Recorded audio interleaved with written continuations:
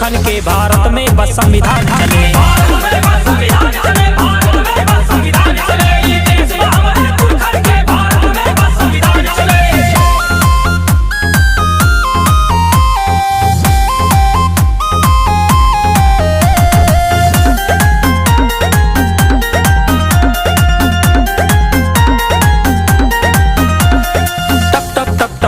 पसीना खून के आंसू पियत रहे, इतिहास पढ़ाया आजादी से पहले सब कैसे जियत रहे, पहले सब कैसे जियत रहे।